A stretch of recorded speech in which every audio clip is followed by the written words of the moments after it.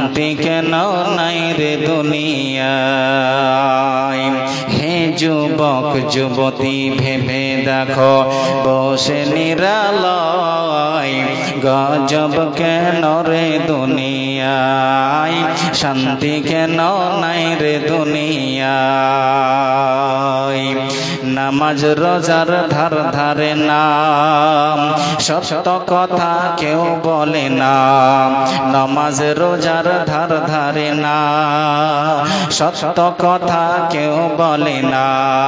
মিথ্যা আর চুগলখড়ি করিয়া বেড়ায়, গজব কেন রে দুনিয়ায়, শান্তি কেন নাই রে দুনিয়ায়।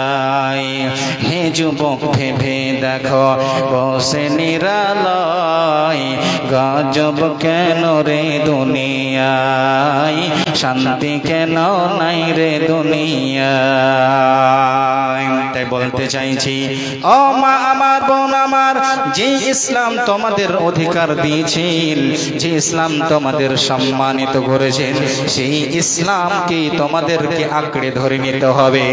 যদি তোমরা বেহায়া হয়ে বেপরদা হয়ে সেই সভ্যতাকে তোমরা ধরো, যেই সভ্যতায় তোমাদের ইজ্জত করা হয়নি, তাহলে তোমরা কোনোদিন সম্মান পাবে না, না দুনিয়াতে পাবে না আখিরাতে তোমরা সম্মান পাবে। আদর্শবান কি করে হতে পারবেন? জান্নাতি মহিলা কি করে হতে পারবেন? কয়েকটা কথা আমি আপনাদেরকে বলে ইনশাআল্লাহ আমি এখান থেকে বিদায় নিব। প্রথম কাজ মহিলাদেরকে যেটা করতে হবে জান্নাতে যাওয়ার জন্য, আদর্শবান হওয়ার জন্য, ইসলামকে ফলো করার জন্য, সেটা হলো প্রথম কাজ যেটা হলো সেটা হলো মুমিন হতে হবে। মা বোন ভাই বাবাজি, আপনারা যদি জান্নাত যেতে চান, জান্নাতি যদি হতে চান, তাহলে মুমিন কিংবা মুমিনা হয়ে যেতে হবে। মুমিন মুমিনা না হলে জান্নাত পাওয়া যাবে না। প্রথমে যে আয়াতটা আমি পড়েছিলাম, সেই আয়াতের ভিতরে আল্লাহ কি বললেন? মান আমিলা সালিহাম মিন যাকারিন ওয়া উনসা ওয়া হুয়া মুমিনুন ফালানুহইয়ান্নাহু হায়াতান তাইয়্যিবা ওয়া লানাজজিয়ান্নাহুম আজরাহুম বিআহসানি মা কানু ইয়ামালুন। আল্লাহ বললেন মহিলা হোক কিংবা পুরুষ, যারা ঈমানের হালাতে মুমিন হয়ে নেক আমল করবে রে, সৎ কাজ করবে রে, আল্লাহ বলছেন আমি আল্লাহ সেই বান্দাদের, সেই মুমিন বান্দাদের, সেই মুমিনা বান্দাদের পৃথিবীতে সুখের জীবন দান করব এবং কিয়ামতের দিন আমি আল্লাহ তাদের জান্নাত দেব। মুমিন হতে হবে জান্নাতে যাওয়ার জন্য, মুমিন হতে হবে। অনেক কথা রয়েছে, কিন্তু শর্টে সবচেয়ে গুরুত্বপূর্ণ কথা যেটা আমি আজকে এই মাদ্রাসা আল জামিয়া আল ইসলামিয়া এই মহিলাদেরকে, এই ছাত্রীদেরকে কিংবা তাদের অভিভাবকদেরকে যেটা আমি বলতে চাই, যে এই যে মাদ্রাসা যেখানে মেয়েরা পড়ালেখা করে, সেখানেই তাদের ঈমানের হেফাজত হতে পারে, এখানেই তাদের ঈমানের হেফাজত হয়, এখানেই যে যোগ্য যোগ্য শিক্ষকেরা রাখা আছে, এরাই তাদেরকে তাদের ঈমান কিভাবে হেফাজত করবে তাদেরকে প্রত্যেক দিন নসিহত করতে থাকে। আজকে যদি আপনার মেয়ের ঈমান বাঁচাতে চান, তাহলে এই রকম মাদ্রাসাতে আপনার মেয়ের ভর্তি করাতে হবে, এই রকম মাদ্রাসার আপনাদেরকে সাপোর্ট করতে হবে, জান দিয়ে, মাল দিয়ে, বুদ্ধি দিয়ে, সবকিছু দিয়ে আপনাকে এই মহিলাদেরকে, মেয়েদের ঈমানের রক্ষা করার জন্য আপনাকে এর সহযোগিতা করতে হবে, সাপোর্ট করতে হবে। আজকে ভারতের পরিস্থিতি আমি বলি, আজকে আমাদের মেয়েরা, আজকে আমাদের বেটিরা, আজকে আমাদের এই মেয়ে ছেলেরা দেখবেন কত দেখতে পাচ্ছি আমরা পেপারে, আমরা ফেসবুকে দেখতে পাই, ইউটিউবে দেখতে পাই, আমাদের মুসলমান মেয়ে, মুসলমান বেটি, মুসলমান বোনেরা গায়র মুসলিমদের সাথে তারা পালিয়ে গিয়ে, হিন্দুদের সাথে পালিয়ে গিয়ে, কাফেরের সাথে, বেদিনদের সাথে পালিয়ে গিয়ে তারা কোর্ট ম্যারেজ করে বিয়ে করে নিচ্ছে, নিজের ঈমানকে বিক্রি করে দিচ্ছে, নিজের ঈমানকে তারা নষ্ট করে দিচ্ছে। আজকে আমি বলতে চাই মা আমার, বোন আমার, দুদিনের সুখের জন্য, দুদিনের ভালোবাসার জন্য আজকে তার প্রেমে পড়ে, তার ভালোবাসায় পড়ে আজকে আপনি আপনার ঈমানকে নষ্ট করে দিয়ে আজকে আপনি নিজের দ্বীনকে ছেড়ে দিলেন, আজকে মুরতাদ হয়ে গিয়ে আপনি তাকে বিয়ে করতে যাচ্ছেন। একবার ভেবে দেখুন যে কিয়ামতের দিন সারা জীবনের সুখ শান্তি সব আপনার শেষ হয়ে যাবে। ঈমান যদি না থাকে কিয়ামতের দিন জান্নাতে যাওয়া যাবে না, জান্নাতে যাওয়া যাবে না, জান্নাতে যাওয়া যাবে না। আল্লাহ পাক রব্বুল আলামিন বললেন, মাইয়ারতাদিদ মিনকুম আন দীনিহি ফায়ামুত ওয়া হুয়া কাফিরুন ফাউলাইকা হাবিতাত আমালুহুম ফিদ দুনিয়া ওয়াল আখিরাহ ওয়া উলাইকা আসহাবুন নারি হুম ফিহা খালিদুন। আল্লাহ পাক রব্বুল আলামিন বললেন, হে পৃথিবীর মানুষেরা তোমরা শুনে নাও, তোমাদের মধ্যে যারা নিজের ঈমানকে নষ্ট করে দেয়, নিজের ঈমানকে ছেড়ে দিয়ে ইসলামকে ছেড়ে দিয়ে যারা মুরতাদ হয়ে যায়, যারা বেদিন হয়ে যায়, দ্বীন ইসলামকে ছেড়ে দিয়ে যারা কাফের হয়ে যায়, যারা মুশরিক হয়ে যায়, যারা হিন্দুদের সাথে পালিয়ে গিয়ে যারা বিয়ে করে নেয়, আল্লাহ বলছেন তাদের আমলগুলো নষ্ট হয়ে যায়। দুনিয়াতে এবং আখিরাতে যে সমস্ত আমল করেছিল সমস্ত আমল তাদের নষ্ট হয়ে যায়। শুধু তাই নয়, আল্লাহ বললেন তাদের ঠিকানা হবে জাহান্নাম, যেখানে সে চিরস্থায়ী থাকবে। মা আমার, বোন আমার, যদি জান্নাত পেতে চান, সেই জান্নাতে যদি যেতে চান, জাহান্নাম থেকে যদি বাঁচতে চান, তাহলে ঈমানের উপরে টিকে থাকতে হবে, সেই ঈমানের হেফাজত করতে হবে। ঈমান না থাকলে রে কিয়ামতের দিন জান্নাত পাওয়া যাবে না। আল্লাহ তাদের জন্য জান্নাত হারাম করেছেন। আল্লাহ পাক রব্বুল আলামিন বললেন, ইন্নাহু মান ইউশরিক বিল্লাহ ফাকাদ হারামাল্লাহু আলাইহিল জান্নাতা ওয়া মাওয়াহুন নার ওয়া মা লিয-যালিমিনা মিন আনসার। তোমাদের মধ্যে যারা নিজের ঈমানকে নষ্ট করে দেবে, যারা ইসলামকে নষ্ট করে দেবে, যারা শিরক করে দেবে, আল্লাহর সাথে অন্যকে শরীক স্থাপন করবে, আল্লাহ তাদের জন্য জান্নাত হারাম করে দিয়েছেন। তাদের ঠিকানা হবে জাহান্নাম, যেই জাহান্নামের ভিতরে চিরস্থায়ী থাকবে, সেখান থেকে কেউ বাঁচাতে পারবে না। আর যারা ঈমানের ভিতরে থাকবে, ঈমানের উপরে যারা অটল থাকবে, ঈমানের যারা হেফাজত করবে, শুনে রাখুন, জেনে রাখুন, আজকে ভারতের পরিস্থিতিতে হতে পারে যে কাফেরেরা, দুষ্ট দুরাচারেরা আপনাকে কষ্ট দিতে পারে, আপনাকে মারতে পারে, আপনার উপর জুলুম অত্যাচার করতে পারে, আপনাকে জয় শ্রীরামের নারা লাগাতে বলতে পারে, আপনাকে ধরতে পারে, সবকিছু করতে পারে। সেই সময় যদি নিজের ঈমানের হেফাজত করে নেন, নিজের ঈমানের উপরে যদি অটল থাকুন, ইসলামকে যদি আঁকড়ে মজবুত করে যদি ধরে থাকুন, তাহলে কিয়ামতের দিন আপনার জন্য রয়েছে জান্নাত। এই রকম ব্যক্তিদেরকে আল্লাহর ফেরেশতারা আসমান থেকে অবতীর্ণ হয়ে তাদেরকে জান্নাতের সুসংবাদ দেয়।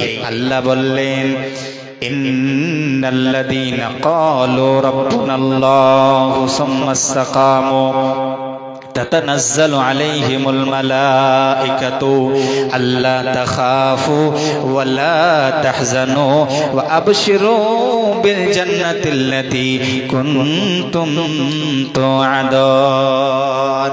আল্লাহ বললেন, হে পৃথিবীর মানুষেরা, তোমাদের মধ্যে যারা বলে আমার রব আল্লাহ, আমার খালিক আল্লাহ, আমার মালিক আল্লাহ, পৃথিবীতে আমার সৃষ্টিকর্তা হলো আল্লাহ, তোমাদের মধ্যে যারা বলে আমার রব, আমার খালিক, আমার মালিক, আমার সৃষ্টিকর্তা হলো আল্লাহ, তারপরে সেই ব্যক্তি সেই ঈমানের উপরে টিকে থাকলো, সেই ঈমানের উপরে জমে গেল, সেই ঈমানের উপরে ইস্তিকামত অবলম্বন করলো, সেই ইসলাম সেই ঈমানকে মজবুত করে ধরে থাকলো, তাকে কষ্ট দেওয়া হলো, তাকে মারা হলো, কিন্তু সেই ঈমানকে ছেড়ে দিল না।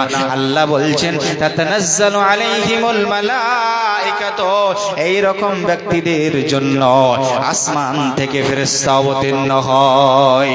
যখন কোনো ব্যক্তিকে কষ্ট দেওয়া হয়, যখন তাকে মারা হয়, যখন তার উপরে জুলুম অত্যাচার প্রচার করা হয়, ফেরেশতারা আসমান থেকে অবতীর্ণ হওয়ার পরে আল্লাহ তাখাফু, ভয়ভীত হয়ে না, তোমরা ঈমান ছেড়ে দিও না, ইসলাম ছেড়ে দিও না, সেই ইসলামের উপরে টিকে থাকো, সেই ইসলামের উপরে জমে থাকো, তোমরা ভয়ভীত হয়ে না, তোমরা চিন্তিত হয়ে না।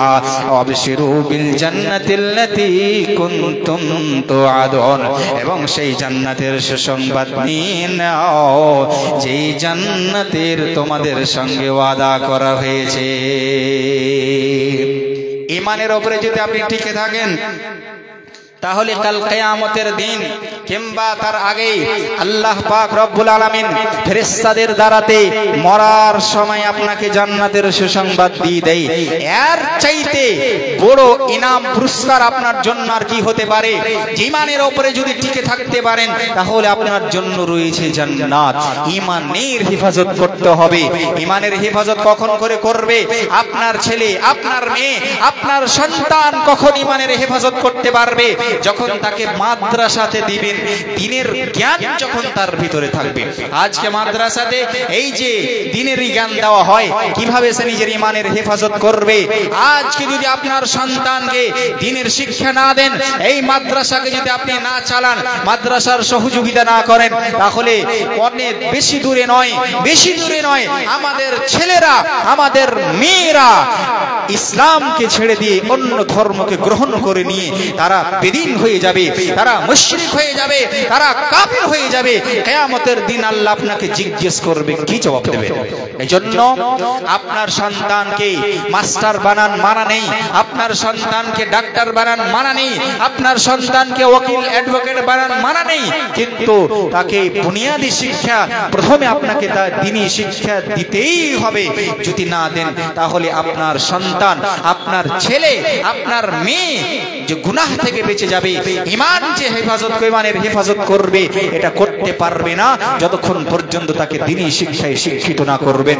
যত অভিভাবক এখানে বসে আছেন, যত যুবক বসে আছেন, যত বাপজি আমার বসে আছেন, ভালোভাবে এটা কথা কানে রাখেন। নিজের সন্তানকে দ্বীনি শিক্ষা দিতেই হবে, নিজের সন্তানকে দ্বীনি শিক্ষা দিতেই হবে, তাকে দিনদার বানাতেই হবে, তাকে মুমিন বানাতেই হবে। যদি না বাবা, কিয়ামতের দিন আপনাকে আল্লাহ প্রশ্ন করবে, ধরা পড়ে যাবেন, সেখানে আপনি জবাব দিতে পারবেন না। নবীর হাদিস রয়েছে, কুল্লুকুম রাঈন ওয়া কুল্লুকুম মাসউলুন আন রাইয়াতিহি। নবী আমার বললেন, তোমাদের মধ্যে প্রত্যেক ব্যক্তি হচ্ছে জিম্মেদার, তোমাদের মধ্যে প্রত্যেক ব্যক্তি হচ্ছে দায়িত্বশীল, তোমাদের মধ্যে প্রত্যেক ব্যক্তিকে কিয়ামতের দিন তার দায়িত্ব সম্পর্কে, তার জিম্মেদারি সম্পর্কে জিজ্ঞেস করা হবে। কিয়ামতের দিন আর রাজুলু ফি রাঈন ফি আহলিহি ওয়া হুয়া মাসউল একজন ব্যক্তি তার বাড়ির ভিতরে সে জিম্মেদার দায়িত্বশীল, তার বাড়ির সম্পর্কে জিজ্ঞেস করা হবে, তার স্ত্রী সম্পর্কে জিজ্ঞেস করা হবে, তার ছেলে মেয়ে সম্পর্কে জিজ্ঞেস করা হবে যে তারা পৃথিবীতে মুসলমান হয়েছিল না ছিল না। এটা আপনি ফয়সালা করেন। তো আপনার ছেলে, আপনার মেয়ে দিনদার হলো কি হলো না, নামাজি হলো কি হলো না, গুনাহ থেকে বাঁচলো কি বাঁচলো না, এটা দায়িত্ব, এটা জিম্মেদারি আপনার উপরে। এই জিম্মেদারি, এই দায়িত্ব যদি আপনি পূর্ণ করলেন না, কিয়ামতের দিন জাহান্নামে যাওয়ার জন্য প্রস্তুত থাকেন। একটি হাদিস আমি আপনাকে বলে যাই, হাদিস আপনি মগজের ভিতরে রাখেন, নিজের দায়িত্বকে পূর্ণ করার চেষ্টা করেন। নবী এবার বললেন, মা মিন আবদিন ইস্তারঈহি আল্লাহু রাইয়াতান ইয়ামুতু ইয়াওমা ইয়ামুত ওয়া হুয়া গাশুন লিরাইয়াতিহি ইল্লা হারামাল্লাহু আলাইহিল জান্নাতা। নবী আমার বললেন, তোমাদের মধ্যে যাদেরকে দায়িত্বশীল বানানো হয়েছে, একজন পুরুষকে তার বাড়ির ভিতরে দায়িত্বশীল বানানো হয়েছে, কিন্তু সেই ব্যক্তি নিজের দায়িত্বকে পূর্ণ করলো না। দায়িত্ব পূর্ণ করার আগে রে, নিজের সন্তানকে নেক বানানোর আগে, নিজের স্ত্রীকে নামাজি বানানোর আগেই সে মৃত্যুবরণ করলো। নবী আমার বললেন, ইল্লা হারামাল্লাহু আলাইহিল জান্নাতা। তুমি নামাজি হলে কি হবে, তুমি রোজা রাখলে কি হবে, তুমি আল্লাহ বলা কি হবে, হলে কি হবে? তোমার স্ত্রীকে নামাজি বানাতে পারলে না, তোমার ছেলেকে নামাজি বানাতে পারলে না, তোমার মেয়েকে নামাজি বানাতে পারলে না, যার কারণে নবী বলছেন ইল্লা হারামাল্লাহু আলাইহিল জান্নাতা, এই রকম ব্যক্তিদের জন্য আল্লাহ জান্নাত হারাম করে দিয়েছে। এজন্য জান্নাতে যেতে হলে নিজের স্ত্রী, নিজের সন্তানদেরকে নামাজি বানাতে হবে, দিনদার বানাতে হবে। এই সমস্ত কাজ হয় মাদ্রাসাতে। আমার সময় খুব স্বল্প, শেষের মধ্যে আমি চলে এসেছি। মা বোনদের কার একটা কথা বলবো 2-3 মিনিটের মধ্যে, যে মা বোন জান্নাতে যদি যেতে চান, যদি আপনি জান্নাতে যেতে চান, যেটা যেই পাপ যেই ভুল মা বোনেরা প্রত্যেক বাড়িতে, প্রত্যেক মায়েরা, আমি মনে করি 100% এর মধ্যে 99% যেটা মা বোনেরা যেটা ভুল করে, যেটা গুনাহ করে, সেটা হলো যে তার স্বামীর কথা মানতে পারে না। জান্নাত যদি যেতে চান মা বোন আমার, মগজের ভিতরে কথাটা রেখে নেন, ইবাদত করে কোনো কাজে আসবে না যদি স্বামীর কথা না মানেন। স্বামীর কথা মেনে না চললে পারে, আপনি স্বামীর যদি ইতাআত অনুসরণ না করেন, তাহলে জান্নাতে যাওয়া যাবে না। জান্নাত যেতে হলে স্বামীকে মেনে নিতে হবে, স্বামীর খিদমত করতে হবে, স্বামীর কথা মেনে চলতে হবে। স্বামীর সঙ্গে তর্ক বিতর্ক করা, স্বামীকে কষ্ট দেওয়া, স্বামীর সঙ্গে লড়াই করা, স্বামীর সঙ্গে তর্ক বিতর্ক করা, মুখে মুখে কথা বলা, স্বামীকে মূল্যায়ন না করা, তার কথার বিরোধিতা করা, এই সমস্ত কাজ আপনাকে জাহান্নামে নিয়ে চলে যাবেন মা বাবা। স্বামীকে মেনে নিতে পারে না। আজকাল আমাদের মা বোনেরা নামাজি আলহামদুলিল্লাহ, রোজা রাখে, আল্লাহ ওয়ালি, দান খেরাত করে, কিন্তু নিজের স্বামীর সঙ্গে ভালো ব্যবহার করতে পারে না। জান্নাতে যেতে হলে স্বামীর অনুসরণ করতে হবে, স্বামীর কথা মেনে নিতে হবে, নচেত আপনি জান্নাতে যেতে পারবেন না। নবী আমার বললেন ইদা সাল্লাতিল মারআতু খামসাহা ওয়া সামাত শাহরাহা ওয়া হাফিজাত ফারজাহা ওয়া আতাআত যাওজাহা কিলা লাহা উদখুলি আল জান্নাতা মিন আইয়ি আবওয়াবিল জান্নাতি। বললেন মা আমার, বোন আমার, যদি 4টা কাম করতে পারেন, মা আমার, বোন আমার, যদি 5 ওয়াক্তের নামাজ ভালোভাবে পড়তে পারেন, রমজান মাসে রোজা রেখে নিতে পারেন, নিজের লজ্জাস্থানের হেফাজত করে নিতে পারেন, আর নিজের স্বামীর কথা যদি মেনে নিতে পারেন, তাহলে আপনার জন্য জান্নাতের সমস্ত দরজা খুলে দেওয়া হবে।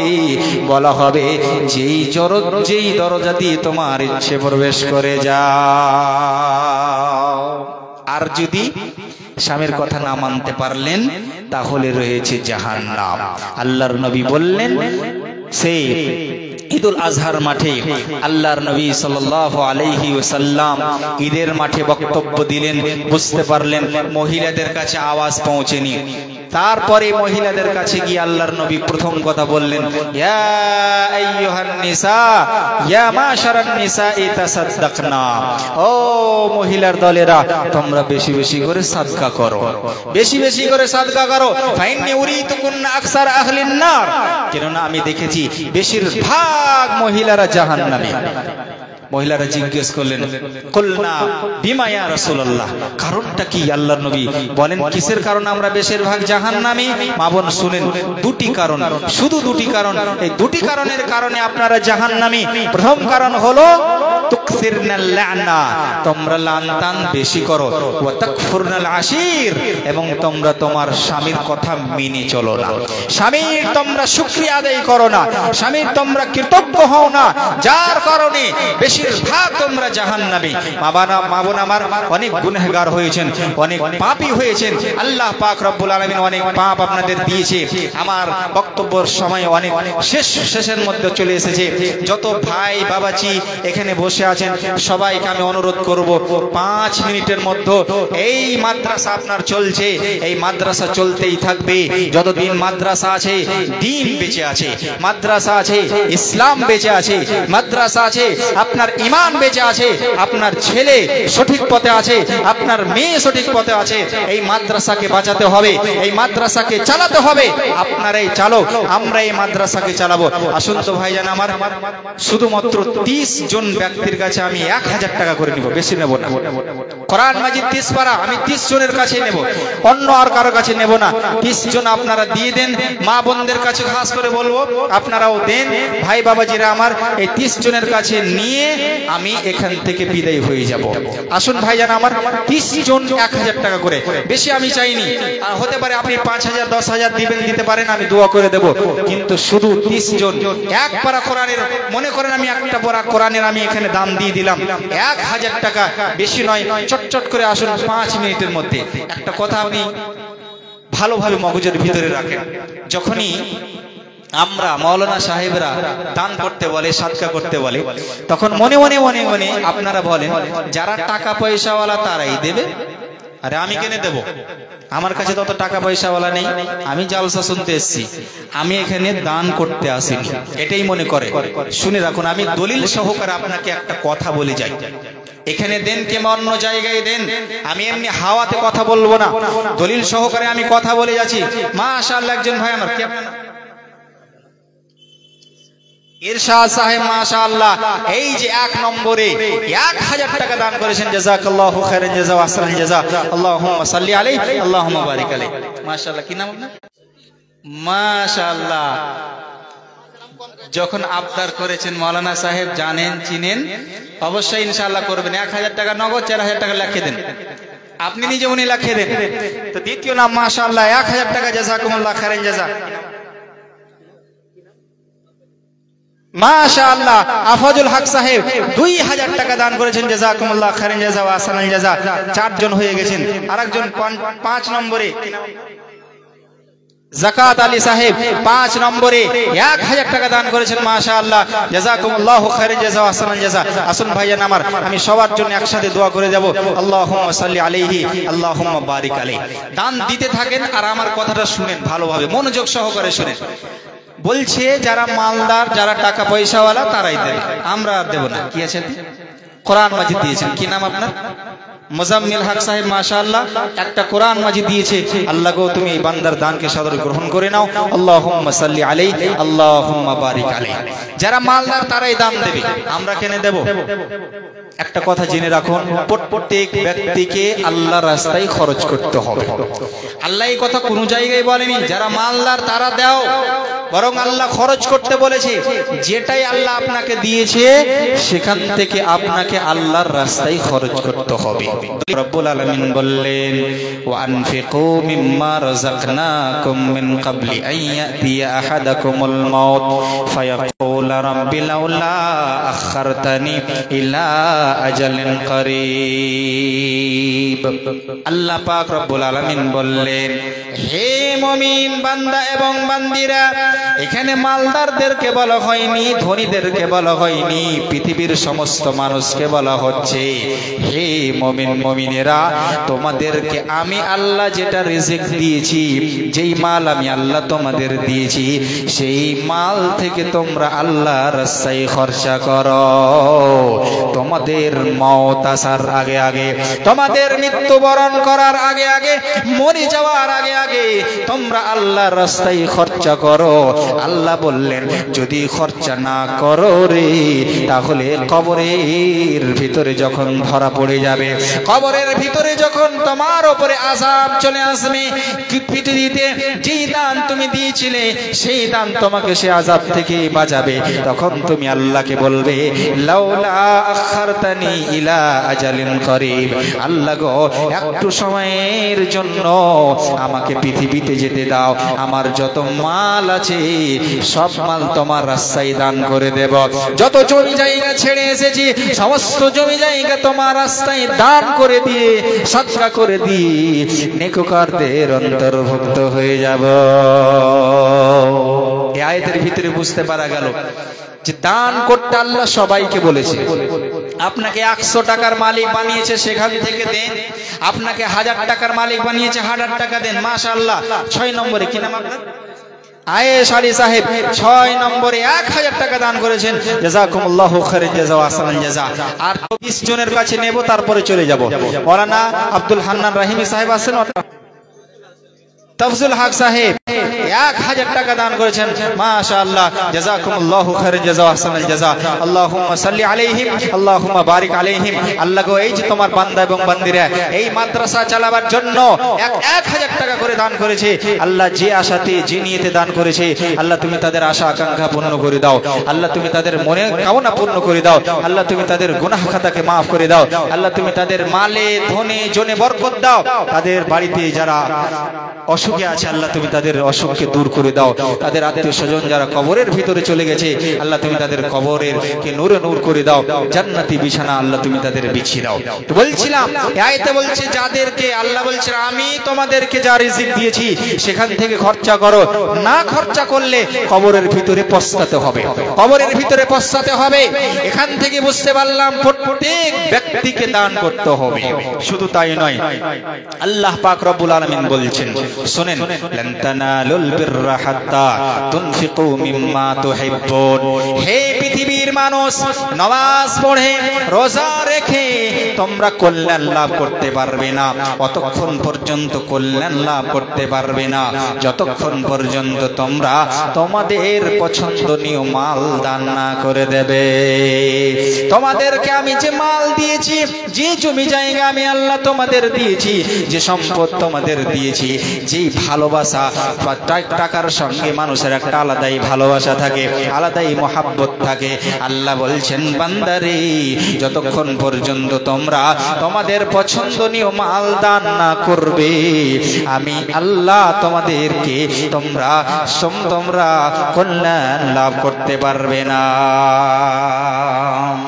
আবু মুসা আশআরী রাদিয়াল্লাহু তাআলা আনহু হাদিস শুনেন, আল্লাহর নবী সাল্লাল্লাহু আলাইহি সাল্লাম সাহাবায়ে কেরামকে সম্বোধন করে বললেন, আলা কুল্লি মুসলিমিন সাদাকা।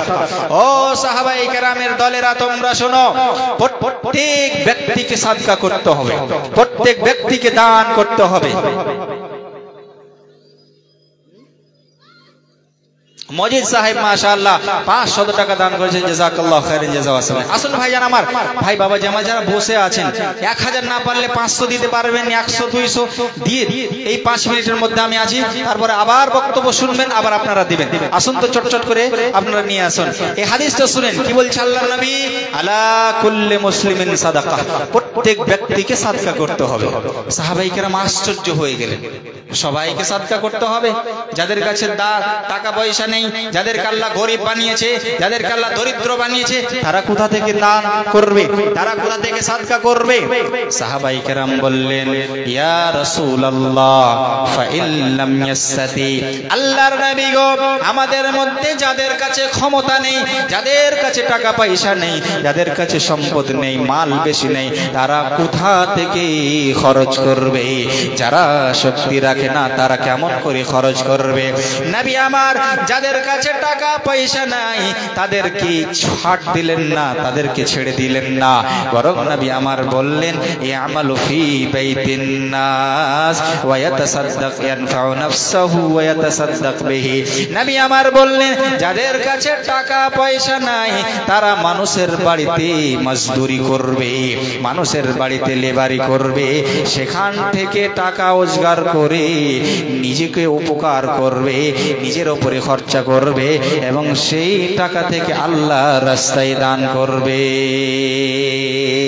আমার সময় শেষ, একটি হাদিস বলে যাই, আপনারা যারাই এসেছেন, যা নিয়ে এসেছেন অবশ্যই আমার পূর্ববর্তী বক্তাকে দেবেন, এই হাদিসটা শুনে যান। যদি আপনি আপনার কাছে টাকা পয়সা থাকা সত্ত্বেও দ্বীনের জন্য, ইসলামের জন্য, যেখানে আপনাকে আপনার কাছে সাদকা করতে বলা হচ্ছে, টাকা আছে, আল্লাহ দিয়েছে, শক্তি থেকে দিয়েছে, তারপরেও যদি আপনি সাদকা না করেন তাহলে আল্লাহর ফেরেশতারা আপনার জন্য বদদুয়া করবে। আল্লাহ রাস্তায় দান করলে এখানে তা আমি দোয়া করব, তার সাথে সাথে ফেরেশতারা দোয়া করে, না দিলে পারে সেই ফেরেশতারা আপনাদের জন্য বদদুয়া করে দেবেন। হাদিসটা শুনে যান, নবীর হাদিস আছে, নবী বললেন, মা মিন ইয়াউমিন ইউসবিহুল ইবাদু ইল্লা ফীহি মালাকান ইয়ানজিলান। প্রত্যেক দিন সকাল বেলায় যখন বান্দা সকাল করে তখন আসমান থেকে দুটি ফেরেশতা অবতীর্ণ হয়। সেই দুটি ফেরেশতার মধ্যে একটি ফেরেশতা যারা দুনিয়াতে আল্লাহর রাস্তায় যারা দান করে, যারা আল্লাহর রাস্তায় খরচা করে, তাদের জন্য দোয়া করে। কি দোয়া করে শুনেন। তাই সেই ফেরেশতা বলে, আল্লাহুম্মা আতি মুনফিকান খালাফা। আল্লাহ গো, তোমার বান্দাদের মধ্যে যারা তোমার পথে খরচা করে, যারা তোমার রাস্তায় খরচা করে, মাদ্রাসাতে দেয়, মসজিদে যাই, যেখানে দরকার সেখানে দেই, আল্লাহ তুমি তাদের মালে বরকত দান করো, তাদের জমি জায়গায় বরকত দান করো। কেমন ভাবে বরকত দেবে? হাদিসের ভিতরে রয়েছে মুনফিকান খালাফা, এমন ভাবে বরকত দাও যাতে করে সেই বান্দা লাভ উঠাতে পারে, সেই বরকত থেকে লাভ উঠাতে পারে, তার ছেলেরাও লাভ উঠাতে পারে, তার ছেলের ছেলেরাও লাভ উঠাতে পারে, তার পরের পিঢ়িরাও সেই মাল থেকে লাভ উঠাতে পারে। একটা কথা জেনে রাখুন, ফেরেশতা যদি দোয়া করে দেয়, আল্লাহ সঙ্গে সঙ্গে ফেরেশতাদের দোয়া কবুল করে নেই। আজকে আপনি এখানে দান করবেন, ফেরেশতা দোয়া করবে, আল্লাহ সঙ্গে সঙ্গে সেই দোয়াকে কবুল করে নেবে। আর যারা দেয় না, যারা বখিলি করে, যারা কৃপণতা করে, যারা কাঞ্জুসি করে, তাদের জন্য দ্বিতীয় ফেরেশতা তাদের জন্য বদদুয়া করে দেয়। কি দোয়া করে? সেই ফেরেশতা বলে, আল্লাহুম্মা আতি মুমসিকান তালাফা। আল্লাহ গো, তোমার বান্দাদের মধ্যে যারা বখিলি করে, যারা কাঞ্জুসি করে, তাদের কাছে টাকা পয়সা থাকা সত্ত্বেও তোমার রাস্তায় খরচা করলো না, আল্লাহ তুমি তাদের মালকে বরবাদ করে দাও, আল্লাহ তুমি তাদের টাকা পয়সাকে বরবাদ করে দাও, আল্লাহ তুমি তাদের জমি জায়গাকে বরবাদ করে দাও। এর মানে হলো সেই ফেরেশতারা আপনার মালের জন্য বদদুয়া করে দেয়, আপনার মাল থেকে আল্লাহ বরকত ছিনিয়ে নেয়। এই জন্য দেখবেন অনেক টাকা পয়সা মানুষ কামায়, লক্ষ লক্ষ টাকা কামায়, জমি জায়গা রয়েছে, কিন্তু সেই টাকার ভিতরে, সেই জমির ভিতরে বরকত দেখা যায় না। এই জন্য জালসা শুনতে এসেছেন, চেষ্টা করেন যতটা শক্তি আল্লাহ দিয়েছে সেই শক্তি অনুযায়ী আল্লাহর রাস্তায় খরচা করে যাবেন। আপনি খালি হাতে যাবেন না, ফেরেশতার দোয়া নিয়ে যাবেন, ফেরেশতার বদদুয়া নিয়ে আপনি যাবেন না। তুমি কি কোনোদিন ভেবে দেখেছো তোমাকে এই নিয়ামত দিল কে? তোমাকে এই নিয়ামত দিল কে? হাত দিল কে? পা দিল কে? করলে না শুকর টাক দিল কে? তুমি কি কোনোদিন ভেবে দেখেছো তোমাকে এই নিয়ামত দিল কে? তোমাকে এই নিয়ামত দিল কে? যার হাত নেই সে চলতে পারে না, যার হাত নেই সে ধরতে পারে না, যার পা নেই সে চলতে পারে না, যার হাত নেই সে ধরতে পারে না, যার পা নেই সে চলতে পারে না। কারো কাছে কথা বলতে পারে না, তোমার মুখের কথা ভেবে দেখেছো? তুমি কি কোনোদিন ভেবে দেখেছো তোমাকে এই নিয়ামত দিল কে? তোমাকে এই নিয়ামত দিল কে? কারো কান আছে তাতে শ্রবণ শক্তি নাই, কারো চোখ আছে তাতে জ্যোতি যে নাই, কারো কান আছে তা শ্রবণ শক্তি নাই, কারো চোখ আছে তাতে জ্যোতি যে নাই, কারো চোখ আছে আবার কারো চোখ নাই। তোমার চোখের কথা ভেবে দেখেছো? তুমি কি কোনদিন ভেবে দেখেছো তোমাকে এই নিয়ামত দিল কে? তোমাকে এই নিয়ামত দিল কে? এখান থেকে আমি আমার বক্তব্য ইতি করলাম। আল্লাহ গো, যেই বান্দারা তোমার রাস্তায় 1000-1500 করে দান দিয়েছে, আল্লাহ তুমি তাদের সকলের দানকে গ্রহণ করে নাও। আল্লাহ গো, তাদেরকে পৃথিবীতে সুখ শান্তি দাও, এই মালকে তুমি জাখেরে আখিরাত বানিয়ে দাও। আল্লাহ গো, তাদের যদি অসুখ বিসুখে থাকে, আল্লাহ তুমি এই মালের বিনিময়ে তাদেরকে অসুখ বিসুখকে দূর করে দাও। তাদের আত্মীয় স্বজন যারা কবরের ভিতরে চলে গেছে, তাদের কবরকে নূরে নূর করে দাও। আমিন। ওয়া আখিরু দাওয়ানা আলহামদুলিল্লাহি রাব্বিল আলামিন। আসসালামু আলাইকুম।